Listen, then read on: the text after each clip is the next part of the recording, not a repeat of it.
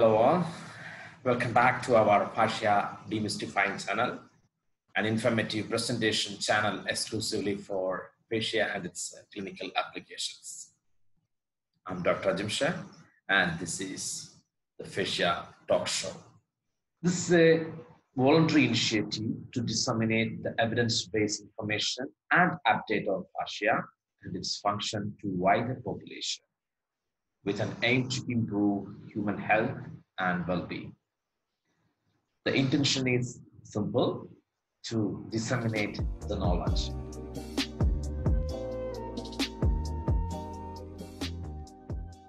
What is fascia? Simply, it is the connective tissue covering all around the body. More elaboratively, fascia is a band or sheet of connective tissue, primarily collagen, beneath the skin that attaches, stabilizes, encloses, and separates muscles and the internal organs.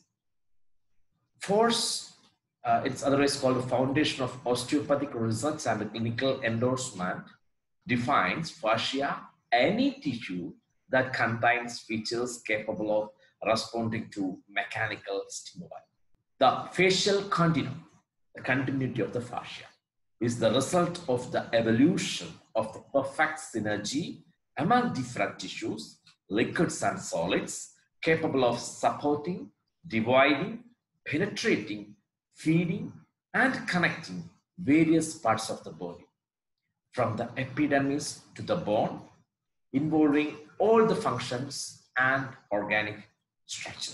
Fascia is made up of a collagenous network of macromolecules called extracellular matrix, or ECM. The extracellular matrix serves as a scaffolding for tissues and organs throughout the body, playing an essential role in their structural and functional integrity. Its predominant components are the large insoluble structural proteins called collagen and elastin. Although the matrix was originally thought to be relatively inert, it is now apparent that the matrix undergoes profound structural changes over time called fascial remodeling. And actually, rather than the fascial remodeling, we can say the word fascial plasticity. Specialist cells called fibroblast, which is there in the ECM, produces the majority of the components of the extracellular matrix. And these fibroblasts are the principal active cells of connective tissue. Connective tissue is produced by the fibroblast in the simple point or simple way of explanation. They are large, flat, elongated. Some used to say that spindle-shaped cells processing processes extending out from the ends of the cell wall. Fibroblast produces collagen and ground substances. The ground substance means it is like an amorphous gel-like matrix that fills the space between cells and fibers in the connective tissue. Let us go further into the fascia details.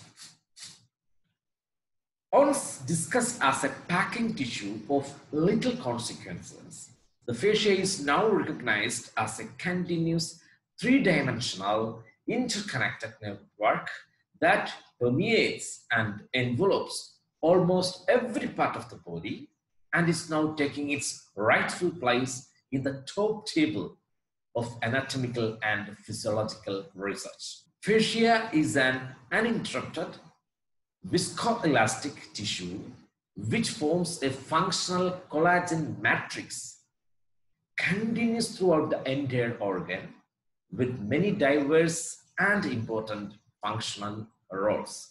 Still, the father of osteopathy said, fascia is the place to look for the cause of the disease and the place to consult and begin the action of remedies in all diseases. Fascia is everywhere.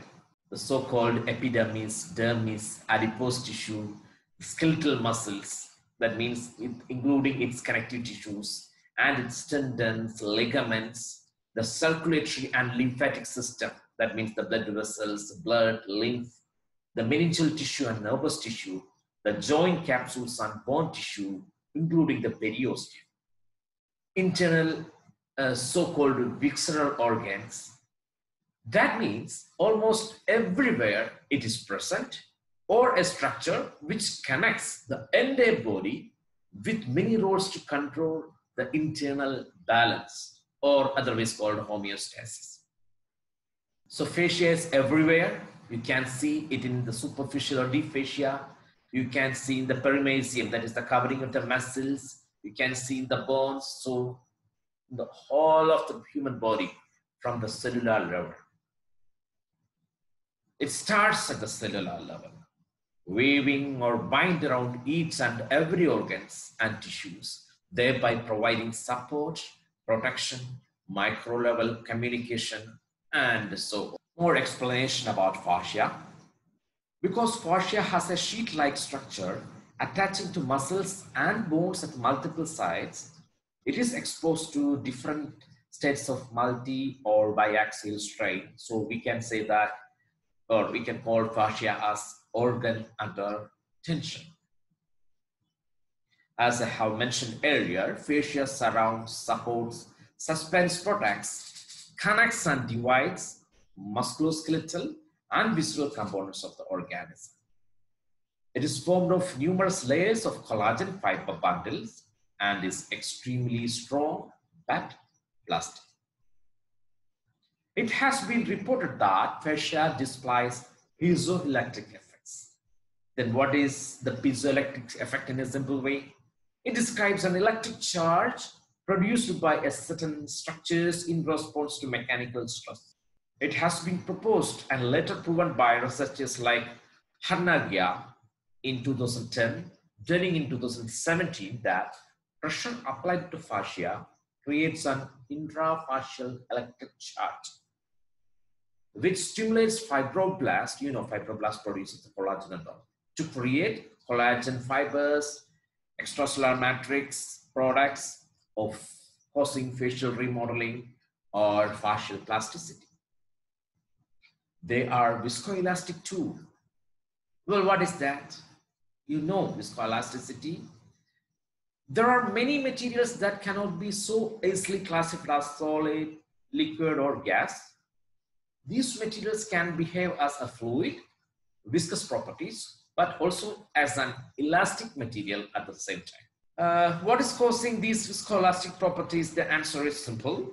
Any material that consists of long, flexible fibers will show viscoelastic behavior. The collagen and elastin components of the fascial tissue makes them to demonstrate typical viscoelastic behavior. Fascia alters in stiffness following changes in the water content. Fascia is made up of 70% of water. Proteoglycans hold the water in the fascial system to keep it supple. Water in our bodies has different physical properties from ordinary bulk water. Because of the presence of proteins and other biomolecules, proteins change the properties of water to perform particular tasks in different parts of the cells. Water can be viewed as a designer fluid in living cells. Manual therapy may relate to sponge-like squeezing and refilling effects in the semi-liquid ground substance with its water-binding glycosaminoglycans and proteoglycans. Recent researchers are focusing on the innervative properties of the fascia, a lot of studies. And recent studies are stating fascia is the second most innervated organ of body, second to skin, majority of which are autonomic in nature. Autonomic nervous system is a part of the peripheral nervous system that is responsible for regulating involuntary body functions such as heartbeat, blood flow, breathing, digestion, and the nervous system which prepares for any type of immediate actions like flight and fight reactions, or the system which makes you relax when you're listening relaxation music or getting a massage. Okay. Thank you for the time and wait for the next session. Bye bye.